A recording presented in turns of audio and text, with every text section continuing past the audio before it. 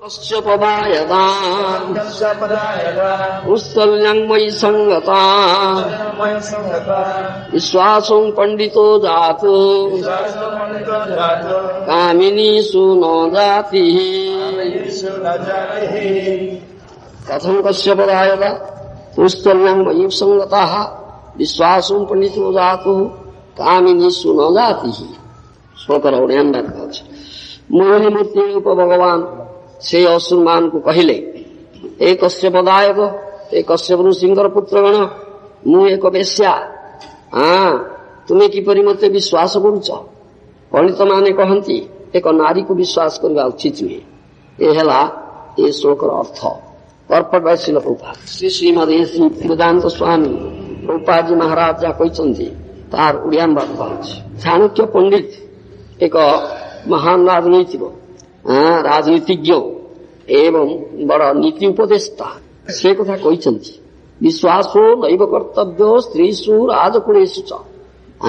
केबे हेले स्त्री एवं पॉलिटिशियन राजनैतिक व्यक्ति मान को नेता मान को केबे विश्वास करिबो ना।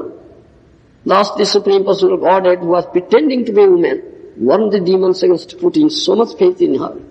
ए प्रभाव रे से मोहिनी मूर्तिधारी भगवान जे कि निजको छलना करछन्ती नारी बोली से एई असुर मान को ए चेतावनी देले जे केबे हेले ए नारी मान को ऊपर विश्वास स्थापना करिवो ना।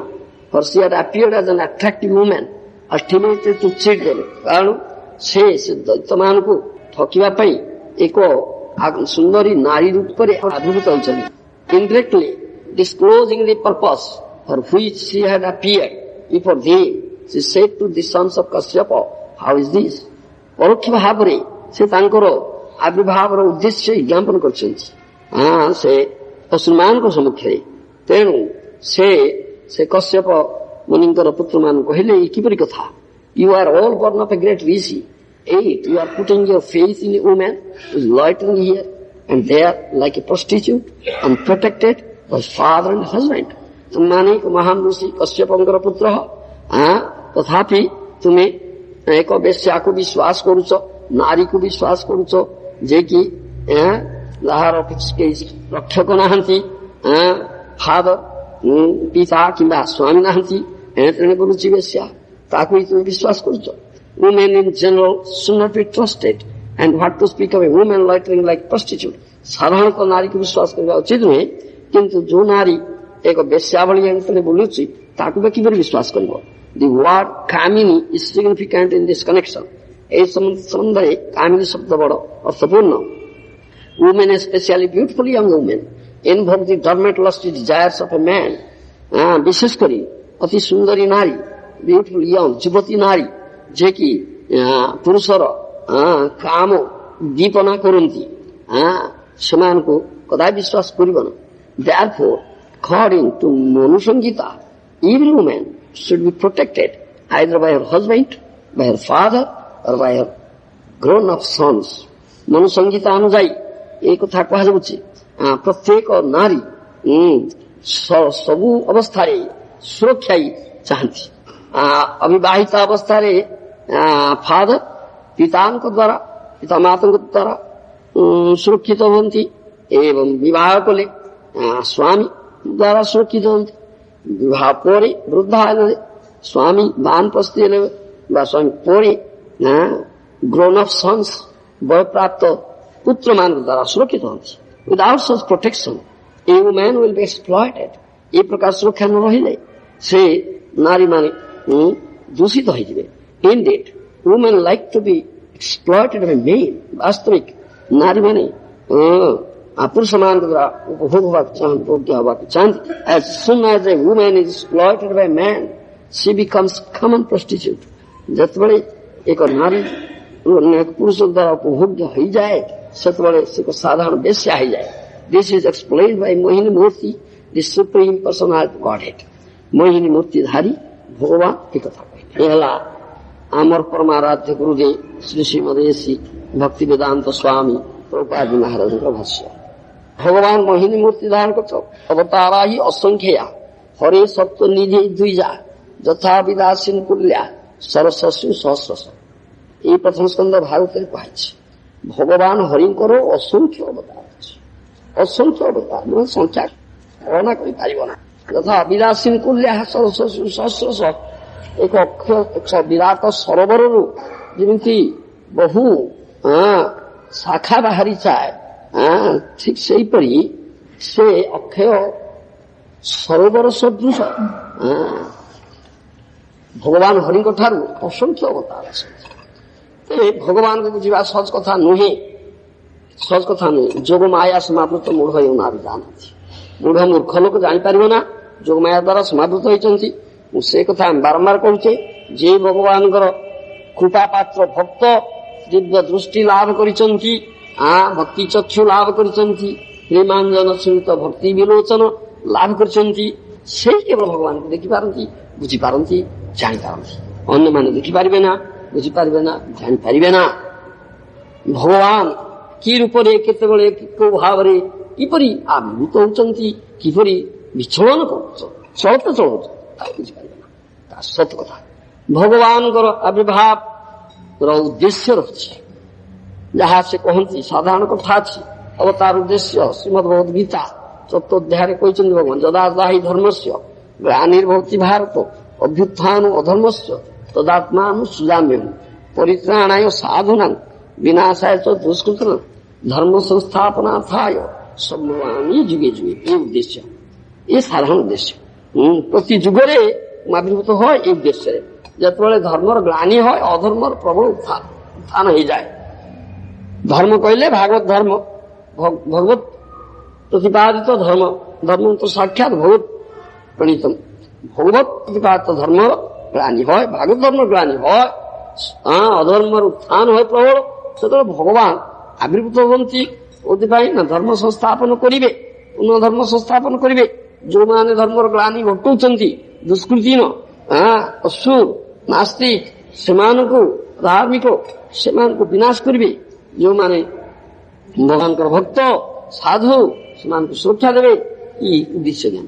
ବର୍ତ୍ତମାନ ସେ ଅବସ୍ଥା ହେଇଛି, ମୋହିନୀ ମୂର୍ତ୍ତି ଆସିଛନ୍ତି, ଅସୁରମାନେ ପ୍ରବଳ ହେଇଛନ୍ତି, ଅସୁରମାନେ ପ୍ରବଳ ପରାକ୍ରମଶାଳୀ ହେଇଯାଇଛି, ଦେବତା ମାନେ ଆଉ ଦୁର୍ବଳ ହେଇପାରିଛନ୍ତି। ତେଣୁ ଅମୃତ ପାଇବେ ଏଇ ହିସାବରେ ଦୁଗ୍ଧ ସାଗର ମନ୍ଥନ କରିଛନ୍ତି। ଅମୃତ ବାହାରିଛି, କିନ୍ତୁ ଅମୃତ ଦେବତା ମାନେ ପାଇଲେ ସବଳ ହେବେ। ବର୍ତ୍ତମାନ ସେମାନେ ବଳବାନ ହେବେ, କିନ୍ତୁ ବଳପୂର୍ବକ ବଳବାନ ଅତ୍ୟନ୍ତ ହେଇଥିବା ହେତୁ ଅସୁରଗଣ ଅମୃତବାଣୀକୁ ବଳପୂର୍ବକ ନେଇଯାଇଛନ୍ତି। ସେଥିପାଇଁ ମୋହିନୀ ମୂର୍ତ୍ତିଙ୍କର ଅବତାର ହେଇଛି। ଅସୁରମାନଙ୍କୁ ଠକିବେ, ଅସୁରମାନଙ୍କୁ ମୋହିତ କରିବେ। ସେମାନେ ତ ଭଗବାନଙ୍କୁ ଜାଣିପାରିବେ ନା, ନାରୀ ରୂପରେ ଦେଖୁଛନ୍ତି। ଏକ ଯୁବତୀ ନାରୀ ଅବିବାହିତା, ସେ ଆସିଛି ସ୍ୱାମୀ ଅନ୍ୱେଷଣ କରିବା ପାଇଁ, ଆମେ ଆଉ ତାହେଲେ ତାଙ୍କୁ ବିବାହ କରିବା, ଉପଭୋଗ କରିବା, এই କାମନା ପୋଷଣ କରୁଛନ୍ତି। ଏଇଟା ଭାବ, ଏଇ ଚିଠି। ସେଥିପାଇଁ ଏ ଶ୍ଲୋକରେ ଭଗବାନ ସେଇ କଥା କହୁଛନ୍ତି। ଆମର ପରମାରାଧ୍ୟ ଗୁରୁଦେବ ତାଙ୍କର ଭାଷ୍ୟରେ ପରିଷ୍କାର ଭାବେ କହି indirectly disclosing the purpose for which he had appeared before thee। ପରୋକ୍ଷ ଭାବରେ ତାଙ୍କର ଉଦ୍ଦେଶ୍ୟ ଜ୍ଞାପନ କରୁଛନ୍ତି। କାରଣ ସେ ଆଇଛନ୍ତି ଅସୁରମାନଙ୍କୁ ବଞ୍ଚନା କରିବା ପାଇଁ। pretending to be a woman, ନାରୀ ରୂପରେ ନିଜକୁ ଛଳନା କରୁଛନ୍ତି। ମାତ୍ର ସେ ପ୍ରକୃତ ନାରୀ କି କିନ୍ତୁ ଛଳନା କରୁଛନ୍ତି। ଯାହା ଯେମିତି ଆଉ ଛଳନା କରିଛନ୍ତି, ଛଳୟତି ବିକ୍ରମଣ ବଳି ମଧୁଭୂତ ବାମନ। ପୁଣି ସେହିପରି ବଳି ମହାରାଜ ଅସୁର କୂଳରେ ଜାତ ହେଇଥିଲେ, ସ୍ତ୍ରୀ ପୁଅ ଅଧିକାର କରି ନେଇଥିଲେ। ସେ ସେତେବେଳେ ମଧ୍ୟ ସେଇ ଅବସ୍ଥା ହେଇଥିଲା, ସେତେବେଳେ ମଧ୍ୟ ସେଇ ଅବସ୍ଥା ହେଇଥିଲା। ଅସୁରମାନେ ପ୍ରବଳ ପରାକ୍ରମଶାଳୀ ହେଇଥିଲେ। ସେଇଭଳି ମହାରାଜ ମଧ୍ୟ ବର୍ତ୍ତମାନ ରାଜା ଅଛନ୍ତି ଅସୁରମାନଙ୍କର। ଏଇ କଥା ଚାଲିଛି। ଏଥିରେ ଆସିବ ଅଷ୍ଟମ ସ୍କନ୍ଧରେ ମଧ୍ୟ ବଳି ବାମନ ଚରିତ୍ର ଆସିବ, ଏଇ କଥା ଆସିବ। ଇନ୍ଦ୍ରର ଦେବରାଜ ଇନ୍ଦ୍ରଙ୍କର ଐଶ୍ୱର୍ଯ୍ୟ ସବୁ ହରଣ କରି ନେଇଛନ୍ତି, ଆଉ ଦେବତା ମାନେ ଐଶ୍ୱର୍ଯ୍ୟହୀନ ହେଇଯାଇଛନ୍ତି। ଏଇ ଅବସ୍ଥା ହେଇଯାଇଛି ଯେତେବେଳେ, ଆଉ ବଳି ମହାରାଜ ସବୁ ନେଇଯାଇଛନ୍ତି। ଆଉ ସ୍ୱର୍ଗରେ ଇନ୍ଦ୍ର ହବା ପାଇଁ ଯଜ୍ଞ କରୁଛନ୍ତି, ସ୍ୱର୍ଗରେ ଇନ୍ଦ୍ର ହେବେ। ଏସବୁ କଥା ହେଇଛି ଯେତେବେଳେ, ସେତେବେଳେ ମଧ୍ୟ ସେଇ କଥା ଆସିଛି, ସେତେବେଳେ ସେଇ କଥା ଆସିଛି। ସେତେବେଳେ ପ୍ରାର୍ଥନା ଏଇ ଦେବତା ମାନେ ଆକୁଳ ପ୍ରାର୍ଥନା ଇନ୍ଦ୍ରାରି ବ୍ୟାକୁଳ ମୁରୟନ୍ତି ଯୁଗେ ଯୁଗେ। ଇନ୍ଦ୍ରଙ୍କର ଅରି, ଦେବତା ମାନଙ୍କର ଅରି ଅସୁର, ଦୈବ ଅସୁର ଏ ବଚ ଦେବତା ଅସୁର ଦି ପ୍ରକାର ବରାବର ଅଛନ୍ତି ଏଠି। ଏ ଭୌତିକ ଜଗତରେ ଦି ପ୍ରକାର ଦୈବ ଅସୁର ଏ ବଚ। ଦେବତା ଅଛନ୍ତି, ଅସୁର ଅଛି, ଅସୁର ଅଛନ୍ତି, ଅସୁର ଦୁଇ ପ୍ରକାର ବରାବର ଅଛନ୍ତି। ଏ ବରାବର ଦୈବ ଅସୁର ଭିତରେ କଳହ ଅଛି, ଦ୍ୱନ୍ଦ୍ୱ ଅଛି, ଯୁଦ୍ଧ ଅଛି, ଏସବୁ ଭାବ ରହିଛି, ଶତ୍ରୁତା ଅଛି, ଇ ବରାବର ରହିଛି। ତେବେ ଦେବତା ମାନେ ଭଗବାନଙ୍କର କଥା ମାନନ୍ତି, ଭଗବାନଙ୍କର ଭକ୍ତ। ତେଣୁ ସେମାନେ ଯେତେବେଳେ ଏ ପ୍ରକାର ଆକୁଳ କ୍ରନ୍ଦନ କରିକି ପ୍ରାର୍ଥନା କରନ୍ତି ଭଗବାନ, ପୀଡ଼ିତ ହୁଅନ୍ତି ଦୈତ୍ୟ ଦାନବ ମାନଙ୍କ ଦ୍ୱାରା, ସେତେବେଳେ ଆଉ ତାଙ୍କର ଅନ୍ୟ ଗତି ନଥାଏ। ସେମାନେ ସେ ଭଗବାନଙ୍କୁ ପ୍ରାର୍ଥନା କରନ୍ତି ସୁରକ୍ଷା ପାଇଁ। ଆଉ ସେ ଭଗବାନ ଏକମାତ୍ର ସୁରକ୍ଷା ଦେବେ, ଆଉ କିଏ ବା ସୁରକ୍ଷା ଦେବ? କୃଷ୍ଣ ଯେ ରକ୍ଷକ, ମୋର ପାଳକ ଆମର କୃଷ୍ଣ, ମୋର ରକ୍ଷକ କୃଷ୍ଣ ହିଁ ପାଳକ। ଆଉ କିଏ ମତେ ପାଳୁଛି, କିଏ ମତେ ରକ୍ଷା କରୁଛି? କୃଷ୍ଣ କରୁଛି। କୃଷ୍ଣ ବିଶ୍ୱମ୍ବର ସମଗ୍ର ବିଶ୍ୱକୁ ପାଳନ ପୋଷଣ କରୁଛନ୍ତି। ଆଉ ସେ ମତେ କରିବେ ନା, ମୋର ନୁହନ୍ତି? ଇଏ ମୂର୍ଖ ଯେ, ଯାହା କହନ୍ତି ରାସ୍କେଲ, ମୂଢ ବଦମାସ ମୂର୍ଖ, ସେ ଏ କଥା ବୁଝିପାରେ ନା। କୃଷ୍ଣ ଯେ ବିଶ୍ୱମ୍ବର ସମଗ୍ର ବିଶ୍ୱର ପାଳନ ପୋଷଣ କରୁଛନ୍ତି, ତୁମକୁ କଣ କରିବେ ନା ତୁମକୁ କରୁନାହାନ୍ତି? ମୂର୍ଖ ଏ କଥା ଜାଣିପାରେ ନା। କୃଷ୍ଣ ଏକମାତ୍ର ପାଳକ, କୃଷ୍ଣ ଏକମାତ୍ର ରକ୍ଷକ, ଆଉ କିଏ ନୁହନ୍ତି? ଏକଥା ଯେ ଭକ୍ତ ସେ ଜାଣିଥାନ୍ତି। ଭକ୍ତ ନୁହନ୍ତି, ଅଭକ୍ତ, ଦୈତ୍ୟ, ଦାନ, ଅସୁର, ଅବିଶ୍ୱାସୀ, ନାସ୍ତିକ, ଭଗବତ ବିଶ୍ୱାସ ନାହିଁ, ସେଇମାନେ କହନ୍ତି ଯେ ମୁଁ ମୋର ନିଜକୁ ରକ୍ଷା କରୁଛି, ମୁଁ ନିଜକୁ ପାଳୁଛି ବୋଲି। ତା ନୁହେଁ। ସେଥିପାଇଁ ସେଇମାନଙ୍କୁ ଶିକ୍ଷା ଦେବା ପାଇଁ, ବିନାଶ କରିବା ପାଇଁ ଆସନ୍ତି, ଆଉ ଧର୍ମ ସଂସ୍ଥାପନ କରିବା ପାଇଁ ଆସନ୍ତି। ତେଣୁ ସେଇ ଅବସ୍ଥା ଯେତେବେଳେ ହେଇଥିଲା, ବଳି ମହାରାଜ ଯଜ୍ଞ କରୁଛନ୍ତି, ଆଉ ଇନ୍ଦ୍ର ହେବେ, ରାଜା ହେବେ, ସ୍ୱର୍ଗର ରାଜା ହେବେ, ଦେବତା ମାନଙ୍କର ସବୁ ଐଶ୍ୱର୍ଯ୍ୟ ତ ନେଇଛନ୍ତି, ପୁଣି ବର୍ତ୍ତମାନ ରାଜା ହେବେ। ଏଣୁ ପ୍ରାର୍ଥନା କରୁଛନ୍ତି। ସେତେବେଳେ ଆଉ ଏ କହୁଛନ୍ତି କଶ୍ୟପ ମୁନିଙ୍କର ଦାୟାଦ ଉଭୟ ଦେବ ଦାନବ, ଦ୍ୱିତୀୟ ଅଦିତି ଦୁଇ ସ୍ତ୍ରୀ। କଶ୍ୟପ ମୁନିଙ୍କର ଅନେକ ସ୍ତ୍ରୀ ଅଛନ୍ତି, ଦ୍ୱିତୀୟ ଅଦିତି ଦୁଇ ଜଣ ସ୍ତ୍ରୀ ଅଛନ୍ତି। ଦ୍ୱିତୀଙ୍କର ପୁତ୍ର ଦୈତ୍ୟ, ଦାନବ ଗୁଡା ଦ୍ୱିତୀଙ୍କର ପୁତ୍ର।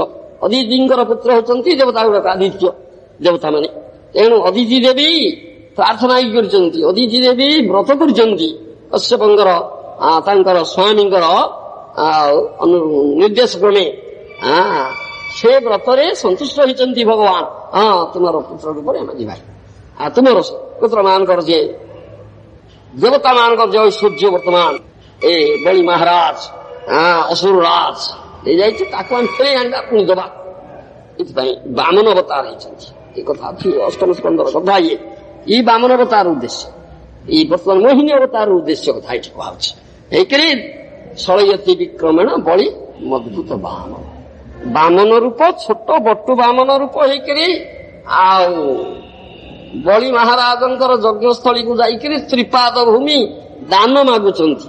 ଏଡ଼ିକି ଏଡ଼ିକି ଛୋଟିଆ ଛୋଟିଆ ପାଦ, ତ୍ରିପାଦ ଭୂମି ଦାନ ମାଗୁଛନ୍ତି, ବଳିକୁ ଛଳନା କରୁଛନ୍ତି। ଷଳୟତି ବିକ୍ରମଣ ବଳି ଅଦ୍ଭୁତ ବାମନ, ଅଦ୍ଭୁତ ବାମନ ତାଙ୍କର ବିକ୍ରମ ପ୍ରକାଶ କରୁଛନ୍ତି। ତ୍ରିବିକ୍ରମ ନାମ, ସେଥିପାଇଁ ତ୍ରିବିକ୍ରମ, ତିନୋଟି ବିକ୍ରମ ପ୍ରକାଶ କରୁଛନ୍ତି। ତ୍ରିବିକ୍ରମ ନାମ, ଗୋଟିଏ ଛୋଟିଆ ପାଦ, ଦି ପାଦ, ସମଗ୍ର ଭୂମଣ୍ଡଳର ଭୂମି ସବୁକୁ ଅଧିକାର କରୁଛନ୍ତି। ଏଇ ଛଳନା ଅନ୍ୟ ଏକ ଛୋଟ ପାଦରେ ସମଗ୍ର ଆକାଶ ମଣ୍ଡଳ ନଭମଣ୍ଡଳକୁ ନେଇଗଲେ। ଆଉ କାହିଁ, ଆଉ ଜାଗା କାହିଁ? ତୃତୀୟ ପାଦ ଦେବା ପାଇଁ ଜାଗା କାହିଁ? ଅଙ୍ଗୀକାର କରୁଛ, ପ୍ରତିଜ୍ଞା କରୁଛ ତୁମେ। ବଳି ଅବଶ୍ୟ ପ୍ରହ୍ଲାଦ ମହାରାଜଙ୍କର ନାତି, ବିରୋଚନ ପୁତ୍ର ବଳି। ପ୍ରହ୍ଲାଦ ମହାରାଜଙ୍କ ଅନୁସାରେ ଯାହା କହିଛନ୍ତି, ନୃସିଂହଦେବଙ୍କର ଆଶୀର୍ବାଦ ଅଛି। ତେଣୁ ମହାଜନ ବଳି ଆତ୍ମନିବେଦନ କରି, ବଳି ଆତ୍ମନିବେଦନ ମହାଜନ ହେଇଛନ୍ତି। ଯାହା ଏଇ ବର୍ଣ୍ଣନା ଅଛି ଆମର। ତେବେ ସେଠି ମଧ୍ୟ ସେଇ ଛଳନା କରିବାର କଥା ଅଛି। ବିକ୍ରମଣ ବଳି ଅଦ୍ଭୁତ ବାମନ, ବର୍ତ୍ତମାନ ସେ ମୋହିନୀ ମୂର୍ତ୍ତି ହେଇ ଅସୁର ମାନଙ୍କୁ ଛଳନା କରୁଛି। ଏପରି ଭାବରେ ସବୁ ନେଇକିରି ବଳିର ସେ ଅସୁର ମାନଙ୍କ ଠାରୁ ସବୁ ନେଇକରି ଐଶ୍ୱର୍ଯ୍ୟ ନେଇ ଆମଦେବ ଦେବତା ମାନଙ୍କୁ ଇନ୍ଦ୍ରଙ୍କୁ ଦେଇଛନ୍ତି। ସେପରି ବର୍ତ୍ତମାନ ସେଇ ଅବସ୍ଥା। ଏଇ ଛଳନା କରି ସୁଧାଭାଣ୍ଡ ତାଙ୍କ ହାତରୁ ନେଇକରି ବର୍ତ୍ତମାନ ବାଣ୍ଟିବେ। ପ୍ରଧାନ ଅନୁରୋଧ କରୁଛନ୍ତି, ଆପଣ ଇକ୍ୱାଲି ସମାନ ଭାବରେ ଆମକୁ ବାଣ୍ଟି ଦିଅନ୍ତୁ। କଳହ କାହିଁକି ହେଇଛି, ଡିସ୍ପ୍ୟୁଟ ସମାଧାନ କରିଛନ୍ତି। ଏଇ ଭଗବାନଙ୍କର ବିଚିତ୍ର ଇଚ୍ଛା, ତା ନହେଲେ କିପରି ହବ? ଅସୁର ମାନଙ୍କର ଏଇ ଅବସ୍ଥା। ସେଥିପାଇଁ ବର୍ତ୍ତମାନ ଏ କଥା ଆସୁଛି। ଆଉ ଗୋଟେ କଥା ଏଠି ଦିଆଯାଉଛି। ଇଏ ବଡ କୌତୁକ ଭାବରେ ଏ କଥା କହୁଛନ୍ତି ମୋହିନୀ ମୂର୍ତ୍ତିଧାରୀ ଭଗବାନ ଯେ I am only a prostitute. How is it that you have so much faith in me? A learned person never puts his faith in you. ମୁଁ ଏକ ବେଶ୍ୟା ଉତ୍ସଳି ଲଏଟରିଂ ହିୟର ଆଣ୍ଡ ଦେୟାର, ଏଠି ସେଠି ବୁଲୁଛି, ମୋର କେହି ରକ୍ଷକ ନାହାନ୍ତି, ହଜବେଣ୍ଡ ନାହିଁ, ମୋର ସ୍ୱାମୀ ନାହିଁ, ସ୍ୱାମୀ ରକ୍ଷକ ନାହିଁ, କି ପିତା ନାହିଁ, ପିତା ରକ୍ଷକ ନାହିଁ। ଏକି ସାଧାରଣତଃ ନାରୀକୁ ବିଶ୍ୱାସ କରିବ ନା, ଲର୍ଣ୍ଣେଡ ପର୍ସନ ପଣ୍ଡିତ ଲୋକ, ଏକ ପ୍ରଷ୍ଟିଚ୍ୟୁଟ ବେଶ୍ୟାକୁ ବିଶ୍ୱାସ କରୁଛ? ଏଇ କଥା ବଡ କୌତୁକ ଭାବରେ ହସି ହସିକିରି କହୁଛନ୍ତି, ଛୋଡ଼ନା କରୁଛନ୍ତି। ମୋହିତ ହେଇଛନ୍ତି ତ ଆଉ ସବୁଗୁଡାକ ବର୍ତ୍ତମାନ ଯାହା କହିବେ ସବୁ ହଁ କରିବେ। ଯିବି କୁଆଡେ ବାପା? ଦୈବୀ ମାୟା, ଭଗବାନଙ୍କର ଯେ ମାୟା, ତାକୁ ତୁମେ କିପରି ଅତିକ୍ରମ କରିବ କି? ତୁମର ଶକ୍ତି ଅଛି, ତୁମେ ଅତିକ୍ରମ କରିପାରିବ ନା। ବେଶୀ କରି ଅସୁର ଗୁଡାକକୁ କେମିତି କରିବେ? ମାନବ ଯେ ପ୍ରପଦ୍ୟନ୍ତି ମାୟା ମିତାନ୍ତରନ୍ତି, ଏକମାତ୍ର ଉପାୟ ହଉଛି ସେ ମାୟାକୁ ଅତିକ୍ରମ କରିବାର। ସେ ମାୟାଧୀଶ କୃଷ୍ଣଙ୍କର ପଦାରବିନ୍ଦରେ ପ୍ରପନ୍ନ ହେଲେ ଯାଇକି ହବ। କୃଷ୍ଣ ଦେଇନ ଚିଶକ୍ତିର ବଳ, ମାୟା ହୁଏ ଦୁର୍ବଳ। କୃଷ୍ଣଙ୍କ ଠାରୁ ଚିଶକ୍ତିର ବଳ ନ ପାଇଲେ ମାୟା କଣ ଦୁର୍ବଳ ହେଇଗଲାଣି ନା ମାୟାକୁ ଅତିକ୍ରମ କରିପାରିବ? ସହଜ କଥା ନୁହେଁ। ତେଣୁ ଯୋଉମାନେ ଶରଣାଗତ ଭକ୍ତ ସେଇମାନେ ମାୟାକୁ ଅତିକ୍ରମ କରିପାରିବେ। ସେମାନେ ମାୟା କଳିତ ହେବେ ନା, ମାୟା ସେମାନଙ୍କୁ ମୋହିତ କରିପାରିବ ନା। ସେମାନେ ସର୍ବଦା କନ୍ଦର୍ପ କୋଟି କମନୀୟ ବିଶେଷ ଶୋଭଂ, କୋଟି କନ୍ଦର୍ପର ରୂପ ସୌନ୍ଦର୍ଯ୍ୟକୁ ଧିକ୍କାର କରୁଥିବା ମାଧୁର୍ଯ୍ୟକୁ ନିଳୟ, ସେ ଅଶେଷ ରୂପ ମାଧୁରୀ ବିଶିଷ୍ଟ ସେ କୃଷ୍ଣଙ୍କର ସୌନ୍ଦର୍ଯ୍ୟ ଯେ ଦେଖୁଛନ୍ତି, ସେ ମାୟା ୱିଥ୍ ପିଶାଚୀ ମାୟା, ତାର କି ସୌନ୍ଦର୍ଯ୍ୟ ଅଛି ତାକୁ ଚାହିଁବ, ଅବଲୋକନ କରିବ। ସେ ଭକ୍ତ କହିବ ଅସୁଗୁଡାଇ ତ ବିକଳିତ ହେଇଛନ୍ତି, ଆଉ ସେ କୁଆଡେ ଯିବେ? ତେଣୁ ଯାହା କହିବେ ତାହା କରିବେ ବର୍ତ୍ତମାନ। ଏଇଟା କଥା ଦେଖ। ତେଣୁ ବିଶ୍ୱାସ ସତ କଥା। ଆମର ପ୍ରଭୁପାଦ ମହାରାଜ ପରମାରାଧ୍ୟ ଗୁରୁଦେବ, ଆମର ପରମାରାଧ୍ୟ ଗୁରୁଦେବ ପ୍ରଭୁପାଦ ମହାରାଜ ତାଙ୍କର ପର୍ପଟରେ ମଧ୍ୟ ଉଦ୍ଧାର କରିଛନ୍ତି ଚାଣକ୍ୟ ପଣ୍ଡିତଙ୍କ କଥା। ବହୁ ସ୍ଥାନରେ ସେ ଚାଣକ୍ୟ ପଣ୍ଡିତଙ୍କର ଏ ନୀତି ଉଦ୍ଧାର କରନ୍ତି। ଏଠି ଉଦ୍ଧାର କରୁଛନ୍ତି। କିଏ ବିଶ୍ୱାସ ଭାଜନ ନୁହେଁ। ନଦୀନାଂ ଶସ୍ତ୍ରପାଣିନାଂ ନଖୀନାଂ ଶୃଙ୍ଗୀନାଂ ତଥା ବିଶ୍ୱାସ ନୈବ କର୍ତ୍ତବ୍ୟ ସ୍ତ୍ରୀଷୁ ରାଜକୁଳେଷୁ ଚ। ଏ କଶ୍ୟପ ଚାଣକ୍ୟ ପଣ୍ଡିତ କହୁଛନ୍ତି। ନଖୀ ନଦୀନାଂ ଶସ୍ତ୍ରପାଣିନାଂ ନଖୀନାଂ, ନଦୀକି ବିଶ୍ୱାସ କରିବ ନା। ଶସ୍ତ୍ର ପାଣି, ଶସ୍ତ୍ର ହାତରେ ଅଛି, କିଛି ଅସ୍ତ୍ରଶସ୍ତ୍ର ଧରିଛି, ଶସ୍ତ୍ରଧାରୀ, ତାକୁ ବିଶ୍ୱାସ କରିବ ନା। ନଦୀ ନାଂ, ନଦୀକି ବିଶ୍ୱାସ କରିବ ନା। ନଦୀ ନାଂ ଶସ୍ତ୍ର ପାଣି ନାଂ ନଖୀ ନାଂ, ନଖ ଥିବା ଜନ୍ତୁ, ସିଂହ, ବାଘ, ବିରାଡ଼ି, ଏ ନଖ ଥିବା ଜନ୍ତୁ ନଖୀ। ଆଉ ଶୃଙ୍ଗୀ ନାଂ ସିଂହଧାରୀ, ସିଂହ ଅଛି, ବୁଝିଦବ ସିଂହରେ। ଏଇମାନଙ୍କୁ ବିଶ୍ୱାସ ରହିବ କଥା। ସ୍ତ୍ରୀ ସୁ ରାଜକୁଳ ଅଛି, ରାଜା ବା ରାଜକର୍ମଚାରୀ, ତାଙ୍କୁ ବିଶ୍ୱାସ କରିବ ନା। ଏବଂ ନାରୀ, ସ୍ତ୍ରୀ ସୁ ନାରୀକୁ ବିଶ୍ୱାସ କରିବ ନା। ଏମାନଙ୍କୁ ବିଶ୍ୱାସ କରିବା ଉଚିତ ନୁହେଁ। ଏ ମୋରାଲ ଇନଷ୍ଟ୍ରକ୍ସନ ନୀତି ଦଉଛନ୍ତି ବଡ଼ ନୀତିବାଦୀ ପଣ୍ଡିତ ଚାଣକ୍ୟ ପଣ୍ଡିତ। ଏଇ କଥା କହିଛନ୍ତି, ସତ କଥା। ପୁନଶ୍ଚ ମଧ୍ୟ ସେ କହିଛନ୍ତି ସ୍ତ୍ରୀ ଲୋକମାନଙ୍କର ଦୋଷଟା ବାହ୍ୟ ରୂପଟି ସତ୍ୟ ନୁହେଁ, ସେମାନଙ୍କ 7ଟି ସ୍ୱଭାବ ଦୋଷ ଅଛି ବୋଲି ମଧ୍ୟ ସେଇ ଚାଣକ୍ୟ ପଣ୍ଡିତ କହୁଛନ୍ତି। ଅନୃତଂ ସାହସଂ ମାୟା ମୂର୍ଖତ୍ୱଂ ଅତିଲୋଭତା ଅଶୌଚତ୍ୱଂ ନିର୍ଦ୍ଦୟତ୍ୱଂ ସ୍ତ୍ରୀଣାଂ ଦୋଷା ସ୍ୱଭାବଜା। ଏ ସ୍ୱଭାବଗତ ଦୋଷ। ସ୍ତ୍ରୀ ଲୋକମାନଙ୍କର 7ଟି ସ୍ୱଭାବଗତ ଦୋଷ ଅଛି। ଏ ଚାଣକ୍ୟ ପଣ୍ଡିତ କହୁଛନ୍ତି। ତାଙ୍କୁ ଶୋଧିବ ଯଦି ଶୋଧ ମା ମାନେ ମତେ ଶୋଧିବ ନା। ମିଥ୍ୟାବାଦିତା, ଅତି ସାହସ, ଛଳନା, ମୂର୍ଖତା, ଅତି ଲୋଭ, ଅପବିତ୍ରତା, ନିର୍ଦ୍ଦୟ ଆଚରଣ। ଏ ସ୍ତ୍ରୀ ଲୋକମାନଙ୍କର ବାହ୍ୟ ରୂପଟା ଜମା ସତ୍ୟ ନୁହେଁ, ଭିତରେ ଆଉ ଗୋଟାଏ ରୂପ ଅଛି ତାଙ୍କର। ସେ ରୂପକୁ ତୁମେ ଚିହ୍ନି ପାରିବ ନା ସହଜରେ। ତେଣୁ ଇଏ ପଣ୍ଡିତ ଚାଣକ୍ୟ ପଣ୍ଡିତ ଏଇ କଥା କହୁଛନ୍ତି। ଏଇ 7ଟା ସ୍ୱଭାବଗତ ଦୋଷ ତାଙ୍କର ଅଛି। ଏ ସତ କଥା। ଭାଗବତରେ ମଧ୍ୟ ତୁମେ ପାଇବ। ଭାଗବତରେ ମଧ୍ୟ ଏଇ କଥା ଅଛି। ଏ ଶାସ୍ତ୍ର କଥା ଏଇ ଚାଣକ୍ୟ ପଣ୍ଡିତ କହୁଛନ୍ତି। ଏଗୁଡ଼ା କିଛି କପୋଳ କଳ୍ପିତ କଥା ନୁହେଁ। ଆଉ ଏଥିରେ ଭଗବତ ଗୀତାରେ ବି ଭଗବାନ କୃଷ୍ଣ କହିଛନ୍ତି ସ୍ତ୍ରୀ ସୁ ପାପ ଜନୟ, ସ୍ତ୍ରୀ ସୁ ପାପ ଜନୟ ବୋଲି କୁହାଯାଇଛି। ପାପ ଜନୟ ଏଇ କଥା ମଧ୍ୟ କୁହାଯାଇଛି। ଇନ୍ଦ୍ରଙ୍କର ବ୍ରହ୍ମହତ୍ୟା ଦୋଷରୁ ଭାଗ ବି ନେଇଛନ୍ତି ସେମାନେ। ତେଣୁ ଇନ୍ଦ୍ର ଯୋଉ ବ୍ରହ୍ମହତ୍ୟା ଆଦେଶ କରିଥିଲେ ବାଣ୍ଟିଛନ୍ତି। କାହାକୁ କାହାକୁ ବାଣ୍ଟିଲେ? ଭୂମିକୁ ବାଣ୍ଟିଲେ, ଭୂମି ଭାଗ ନେଲା, ସେଠୁ ଜଳ ନେଲା, ଜଳକୁ ଦେଲେ କିଛି, ଆଉ ବୃକ୍ଷ ନେଲା, 4 ଭାଗ କରିଦେଲା। ବୃକ୍ଷ ନେଲା, ଆଉ ଭୂମି ନେଲା, ଭୂମି ତ କହିଲି ନା, ଭୂମି ନେଲା, ଆଉ ଜଳ ନେଲା, ବୃକ୍ଷ ନେଲା, ନାରୀ ନେଲା, ସ୍ତ୍ରୀ ନେଲା, 4 ଭାଗ କରିଦେଲେ। 4 ଭାଗ କରିଦେଲେ ବ୍ରହ୍ମହତ୍ୟା ଆଦର୍ଶକୁ ଯେ ଏଇ 4 ଜଣ ଗ୍ରହଣ କଲେ, ଏଇ 4 ଜଣ ଗ୍ରହଣ କରିନେଲେ। ତେଣୁ ଇନ୍ଦ୍ରର ବ୍ରହ୍ମହତ୍ୟା ଆଦର୍ଶରୁ ଯାହା କହନ୍ତି ପାଏ ନେଇଛନ୍ତି, କ୍ୱାର୍ଟର ପାର୍ଟ ନେଇଛନ୍ତି। ସେଥିପାଇଁ ସେମାନଙ୍କର ପ୍ରତି ମାସରେ ଯୋଉ ଋତୁସ୍ରାବ ହଉଛି, ଏଇଟା ଏଇ ବ୍ରହ୍ମହତ୍ୟା ଦୋଷର କାରଣ। ଏଇଟା ଏଇ କଥା ଭାଗବତରେ ଅଛି। ଆଉ ଜଳରେ ବୁଦ୍ବୁଦ ହଉଛି, ଜଳରେ ଯୋଉ ବୁଦ୍ବୁଦ ହଉଛି ଏଇଟା ବ୍ରହ୍ମହତ୍ୟା ଦୋଷ ନେଇଥିବା। ଯୋଉ ଜଳରେ ବେଶୀ ବୁଦ୍ବୁଦ ସେଟା ବେଶୀ ଇମ୍ପିଓର ଜଳ, ଅତି ଅପବିତ୍ର ଜଳ, ଏଇଟା ପାଏ, ଏଇଟା ଭାଗବତ ପ୍ରମାଣ। ଆଉ ଭୂମିରେ ସେଇଥିପାଇଁ ମରୁଭୂମି ହେଇଛି, ଏଇ ବ୍ରହ୍ମହତ୍ୟା ଦୋଷ ନେଇ ମରୁଭୂମି ଦେଖାଯାଉଛି। ଆଉ ବୃକ୍ଷରେ ମଧ୍ୟ କାଟିଲେ ରସ ବାହାରୁଛି, ଇଏ ହଉଛି ଇନ୍ଦ୍ର ବ୍ରହ୍ମହତ୍ୟା ଦୋଷ ନେଇଥିବା ଇଏ ଅଛି। ଆଉ ଇନ୍ଦ୍ର ମଧ୍ୟ ଆଶୀର୍ବାଦ ଦେଇଛି, ନେଲେ ଯୋଉ ଦୋଷ ଇନ୍ଦ୍ର କିଛି ଆଶୀର୍ବାଦ ବି ଦେଇଛନ୍ତି। ଠିକ ଅଛି, ଠିକ ଅଛି, ମୋର ଦୋଷକୁ ନେଇଗଲେ ପରେ କିଛି ଆଶୀର୍ବାଦ ମିଳୁଛି। ତେଣୁ ଆଶୀର୍ବାଦ କୋଣଟା ମିଳିଛି ନା ଜଳ, ଯଦି ବୁଦ୍ବୁଦ ହେଲା କିନ୍ତୁ ଜଳ ଶବ୍ଦରେ ମିଶିଯିବ ଏଇଟା। ଆଉ ଭୂମି ଖାଲ ହେଇଗଲେ ସୁଦ୍ଧା ମନ ଖାଲଟା ପୁରିଯିବ, ଇଏ ଆଶୀର୍ବାଦ ଭୂମିକୁ ମିଳିଲା।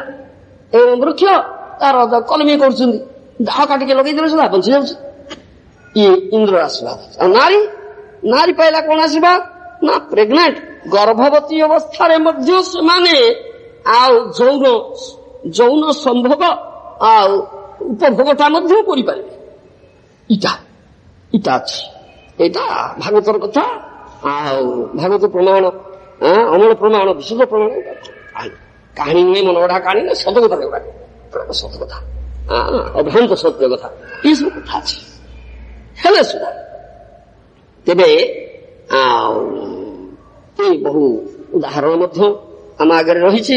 ହେଲେ ସୁଦ୍ଧା ସେଥିପାଇଁ ରହୁଛି ଅନ୍ୟ ଯୁଗରେ, ଅନ୍ୟ ଯୁଗ ମାନଙ୍କରେ, ସତ୍ୟ ତ୍ରେତା ଦ୍ୱାପର ଆଦି ଯୁଗରେ ନାରୀ ମାନଙ୍କର ଅଧିକାର ନାହିଁ, ବେଦ ପାଠର ଅଧିକାର ନାହିଁ। କାରଣ ନିଚ ଚେତନା ଭାବ ଜନୟ, ହାଏଭର elevated human may be, her consciousness is inferior। ଏ କଥା ମଧ୍ୟ ଷଷ୍ଠ ସ୍କନ୍ଧ ଭାଗବତରେ ଚିତ୍ରକେତୁ ଉପାଖ୍ୟାନ ଯେତେବେଳେ ଅଛି, ବୃତ୍ରାସୁର ଉପାଖ୍ୟାନ ଅଛି, ପାର୍ବତୀ ଦେବୀ ଶାପ ଦେଇଦେଲେ, ଅଭିଶାପ ଦେଇଦେଲେ, ସେତେବେଳେ ମଧ୍ୟ କଥା ଅଛି। ଆଉ ପ୍ରଭୁପାଦ ମହାରାଜ ତାଙ୍କ ଭାଷ୍ୟରେ ଏ କଥା କହିଛନ୍ତି, ହାଏଭର elevated human may be, consciousness is inferior। ଯେଡେ ଉନ୍ନତ ହଉନା ନାଟା ଚେତନା ନିଚ। ଟଏଲେଟ କରିଗଲେ, ଶିବଜୀ ଶୋଇଗଲେ, କିନ୍ତୁ ପାର୍ବତୀ ଅଭିଶାପ ଦେଇଦେଲେ, ଏଇ ଉପାଖ୍ୟାନ କଥା ଅଛି, ଏସବୁ କଥା ଅଛି। ତାହେଲେ କିନ୍ତୁ ଭଳି ଯୁଗରେ ମହାପ୍ରଭୁଙ୍କର ଅପାର କରୁଣା ଅଛି, ଯଦିଓ ପାପଜନୟ ନିଚ ଚେତନା, ଏତେ ଦୋଷ ଅଛି, ଏତେ କଥା ଅଛି, ବେଦ ପଢିବାର ଅଧ୍ୟୟନ କରିବାର ଅଧିକାର ନାହିଁ। କିନ୍ତୁ କଳି ଯୁଗରେ ମହାପ୍ରଭୁ ଯେତେବେଳେ ଆସୁଛନ୍ତି, ଅଦ୍ଭୁତ ଔଦାର୍ଯ୍ୟ, ଅଦ୍ଭୁତ ଖାରୁଣ୍ୟ, ଅଦ୍ଭୁତ ବଧାନ୍ୟ ବିଗ୍ରହ ଶ୍ରୀମନ୍ ମହାପ୍ରଭୁ ଚୈତନ୍ୟ ମହାପ୍ରଭୁ ଯେତେବେଳେ ଆସୁଛନ୍ତି, ସେତେବେଳେ ସେ ତ ପତିତ ପାମର କାହାରିକୁ ତ ବାଛୁନାହାନ୍ତି। ବିଚାର ନିର୍ବିଶେଷରେ ଯେତେବେଳେ ଦେଇ ଯାଉଛନ୍ତି, କଣ ପ୍ରେମ ଦାନ କରି ଯାଉଛନ୍ତି, କୃଷ୍ଣ ପ୍ରେମ ଦାନ କରୁଛନ୍ତି। ଏମାନେ ବା କେମିତି ନାରୀ ଗୁଡାକ କଣ ଆଉ ବଞ୍ଚିତ ହୁଏନି କି? କେତେ ପତିତ ଜଗାଇ ମାଧାଇ ପଡି କେତେ ମହାନ ପାପୀ, ମହାନ ପତିତ ଏଇଗୁଡାକ ପାଇଗଲେ। କି କରିପାରିବେ? ମହାପ୍ରଭୁଙ୍କର କୃପା କିନ୍ତୁ ଅଛି। କଳି ଯୁଗରେ ଯଦି ମହାପ୍ରଭୁଙ୍କର ଭକ୍ତ ହେବେ, ମାନେ ମହାପ୍ରଭୁଙ୍କ ଚରଣାରବିନ୍ଦ ସମ୍ପୂର୍ଣ୍ଣ ଆଶ୍ରିତ ହେଇଯିବେ, ନାମକ ସହିତ ଆଚରଣ କରିବେ, ଗୌର ପ୍ରିୟଜନ ଗୁରୁ ଗ୍ରହଣ କରିବେ, ତାଙ୍କର ଆନୁଗତ୍ୟରେ ସାଧୁ ଭଜନ କରିବେ, ତାହେଲେ ଏ ଦୋଷ ଗୁଡାକ କଟିଯିବ, ଏ ଦୋଷ ରହିବ ନା। ନହେଲେ ଏଇଟା ସ୍ୱଭାବଗତ ଦୋଷ ଅଛି, ରହିବ ଏଇଟା କଥା ନାଇଁ, ତାହେଲେ ନହେଲେ ହବ ନା। ସେଥିପାଇଁ ବେଦ ପାଠର ଅଧିକାର ଅଛି। ସଂସ୍କାର କଥା କରାହେଇଛି, ସଂସ୍କାର କରାଯିବ, ପଞ୍ଚବାର୍ଷିକ ବିଧିରେ ସଂସ୍କାର କରାଯିବ। ଆଚାର୍ଯ୍ୟ ବୈଷ୍ଣବ ଆଚାର୍ଯ୍ୟ ଗୁରୁ ଉପନୟନ କରି ସଂସ୍କାର କରି ଏ ଅଧିକାର ଅଛି କଳି ଯୁଗରେ ମହାପ୍ରଭୁ ଦେଇଛନ୍ତି, ଅନ୍ୟ ଯୁଗରେ ନାହିଁ। ଏଇ କଥା ଗୁଡାକ ଅଛି। ତାହା ନହେଲେ ତୁମେ ଯଦି ମହାପ୍ରଭୁଙ୍କ ଭକ୍ତ ନ ହବ, ମହାପ୍ରଭୁଙ୍କ ଚରଣରେ ଗୌର ପ୍ରିୟ ପାଦ ଗୌର ପ୍ରିୟଜନଙ୍କର ପାଦ ପଦ୍ମରେ ସମ୍ପୂର୍ଣ୍ଣ ଆଶ୍ରିତ ନ ହେବ, ଆଉ ତାଙ୍କ ଦ୍ୱାରା ସଂସ୍କୃତ ନ ହେବ, ନାମିକସଣତ୍ୱ ଗ୍ରହଣ ନ କରିବ, ତାଙ୍କର ଯାହା କୁହନ୍ତି ଅଣ୍ଡର ହିଜ୍ ଗାଇଡାନ୍ସ, ଗୁରୁ ଆଶ୍ରୟ କରିକି ସାଧନ ଭଜନ ନ କରିବ, ତାହେଲେ ଏ ସ୍ୱଭାବଗତ ଦୋଷ ତୁମର କଟିବ ନା, ନାରୀମାନଙ୍କର କଟିବ ନା। ଏଟା ଅଛି, ଇଟାର ଉପାୟ ଇଟା ଅଛି। ଆଉ ଦେଖିବ ତ ନବମ ସ୍କନ୍ଦ ଭାଗବତରେ ଅଛି, ଏକାଦଶ ସ୍କନ୍ଦ ଭାଗବତରେ ମଧ୍ୟ ଅଛି।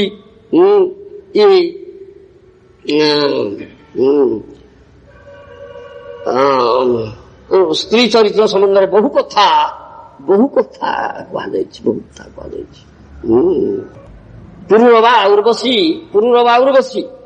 ପୁରୁରବା ଉର୍ବଶୀ ପ୍ରସଙ୍ଗ ଅଛି ଏକାଦଶ ସ୍କନ୍ଦ ଭାଗବତରେ। ସୁଖଦେବ କର୍ତ୍ତୃକ ଉର୍ବଶୀ ପୂର୍ବା ବୃତ୍ତାନ୍ତନ ପ୍ରସଙ୍ଗରେ ସ୍ତ୍ରୀଙ୍କ ପୁରୁରବା ପ୍ରତି ଉର୍ବଶୀର ଉକ୍ତି ଅଛି। ଉର୍ବଶୀ କଣ କହୁଛି ପୁରୁରବାଙ୍କୁ? ପୁରୁରବା ଏପରି ପ୍ରବଳ ପରାକ୍ରାନ୍ତଶାଳୀ ରାଜା ଥିଲେ, ପୃଥିବୀର ନୁହେଁ ସ୍ୱର୍ଗର ରାଜା ହେଇଥିଲେ, ଇନ୍ଦ୍ର ହେଇଥିଲେ, ତାଙ୍କୁ ଇନ୍ଦ୍ର କରାହେଇଥିଲା। ଏପରି ପ୍ରବଳ ପରାକ୍ରମଶାଳୀ ଥିଲେ ସେ, ତାଙ୍କୁ ଇନ୍ଦ୍ର ବି କରାହେଇଥିଲା। ଦୈତ୍ୟମାନେ ଉତ୍ପୀଡ଼ନ କଲେ ଯେ ଏପରି ତାଙ୍କୁ ଡକାଇଥିଲା, ଆପଣ ଆସି ରକ୍ଷା ସୁରକ୍ଷା ଦିଅନ୍ତୁ। ସେ ଯାଇ ଦୈତ୍ୟମାନଙ୍କୁ ହଟେଇ ଦେବତାମାନଙ୍କୁ ସୁରକ୍ଷା ଦେଇଥିଲେ, ତାଙ୍କୁ ଇନ୍ଦ୍ର କରିଥିଲେ। କିନ୍ତୁ ଉର୍ବଶୀ ପାଲରେ ପଡିଗଲେ, ସ୍ୱର୍ଗର ବେଶ୍ୟା ମେନକା ଉର୍ବଶୀ ପ୍ରଭୃତି ଅନେକ ଅଛନ୍ତି, ତାଙ୍କ ପାଲରେ ପଡିଗଲେ। ଯେତେବେଳେ ଏତେ ଦୂର ଆସକ୍ତ ହେଇଗଲେ ଯେ ସବୁ ଦିନ ରାତି ଭୁଲିଗଲେ। ବାପା କେତେ ଥର ସୂର୍ଯ୍ୟ ଉଦୟ ହେଇଛି, କେତେଥର ଅସ୍ତ ହେଇଛନ୍ତି, କେତେ ଯେ କାଳ କଟିଯାଇଛି, ଇଏ ଭୁଲିଗଲେ। ଏଇ ପ୍ରକାର ଯାହା କହନ୍ତି ଆମେ କହୁ କାମାନ୍ଧା, ଯିଏ ଅତ୍ୟନ୍ତ କାମାସକ୍ତ, ସେ ଗୋଟେ ଅନ୍ଧ। କାମାନ୍ଧା ସେ ଏକ ପ୍ରକାର ଅନ୍ଧ। ଜନ୍ମାନ୍ଧା, କାମାନ୍ଧା, ଜନ୍ମରୁ ଅନ୍ଧ। କାମାନ୍ଧା କାମ ପ୍ରବଳ ଭାବରେ କାମ ଭାବ ଜାଗ୍ରତ କାମ ପ୍ରପୀଡ଼ିତ ହେଇଛି, ସେ ଅନ୍ଧ ହେଇଯାଏ। ସେ ତାର ବର୍ଣ୍ଣନା ଅଛି ଏକାଦଶ ସ୍କନ୍ଦ ଭାଗବତରେ। ନିଜେ ପୁନର୍ବାଇ କହିছে କିପରି ଆସକ୍ତ। ପୂର୍ବତି ଛାଡି ଦେଇକରି ପଳାଉଛନ୍ତି, ଯେତେବେଳେ ଅଙ୍ଗଳା ହେଇକରି ଉଲଗ୍ନ ହେଇକରି ଯାଏ, ହେ ପ୍ରିୟ ମୁଁ ଆଉ ବଞ୍ଚି ପାରିବି ନାହିଁ, ମୋ ଜୀବନ ଚାଲିଯିବ, ମତେ ଛାଡି ଦେଇ ପଳାଉଛନ୍ତି, ତାଙ୍କ ପଛରେ ଚାହୁଁଛନ୍ତି।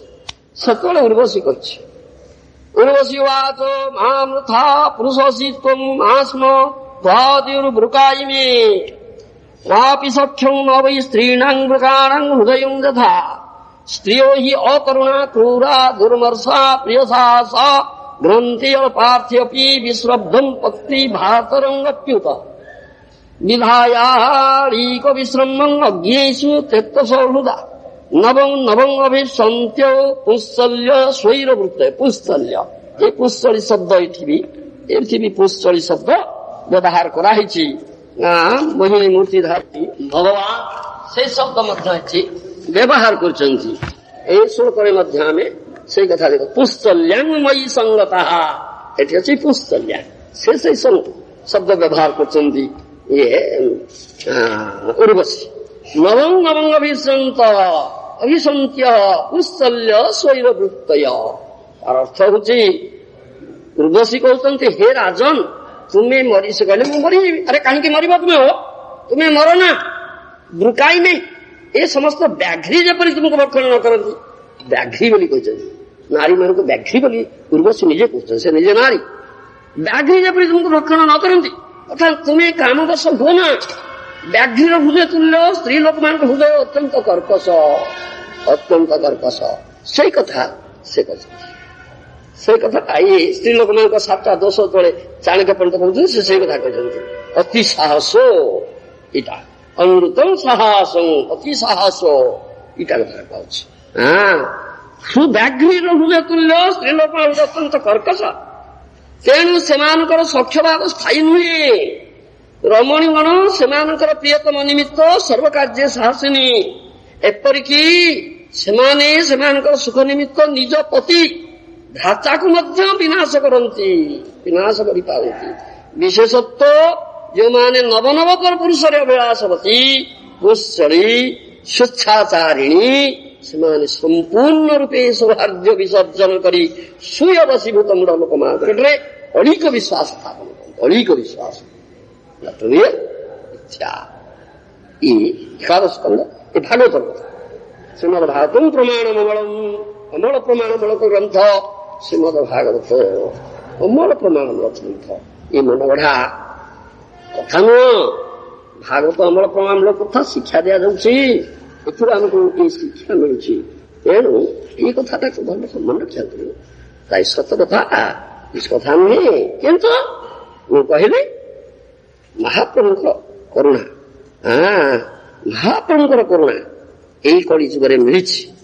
ତା ନହେଲେ ମହାପ୍ରଭୁଙ୍କ କରୁଣା ଯଦି ତୁମେ ନ ପାଇବ ତାହେଲେ ତୁମର ଏଇ ଗୋଟେ ଦୋଷ କଟିବ ନା, ଏଇ କଥା ଦିଆଯାଉଛି। ତେଣୁ ଯୋଉମାନେ ବୁଦ୍ଧିମତୀ, ଯୋଉମାନେ ପ୍ରକୃତିରେ ବୁଦ୍ଧିମତୀ, ମାନବ ଜନ୍ମ ମିଳିଛି ନା, ପଶୁ ଜନ୍ମ ମିଳିନାହିଁ ତ ଏଇ ଜନ୍ମରେ ଏଇ ପ୍ରାପ୍ତି ଅଛି। ତୁମେ ତୁମର ସର୍ବ ମାନବ ଜନ୍ମର ଯୋଉ ସର୍ବୋଚ୍ଚ ଲାଭ, ଯାହା କହନ୍ତି ପରମ ପୁରୁଷାର୍ଥ, କୃଷ୍ଣ ଭକ୍ତି ଲାଭ କରି କୃଷ୍ଣ ପ୍ରାପ୍ତି ହେଇପାରିବ। ଏଇଟା କଲେ ଯାଇକି ମହାପ୍ରଭୁଙ୍କର ଗୌର ପ୍ରିୟଜନଙ୍କର ଆଶ୍ରୟ କରି ତାଙ୍କର ଆନୁଗତ୍ୟରେ ସାଧନ ଭଜନ କଲେ ମିଳିବ, ନ ମିଳିବାର କଥା ନାହିଁ। କିନ୍ତୁ ଇଏ ସାଧାରଣ କଥା ଅଛି। ତା ନହେଲେ ଏ କଥା ଗୁଡାକ ରହିଯାଇଛି।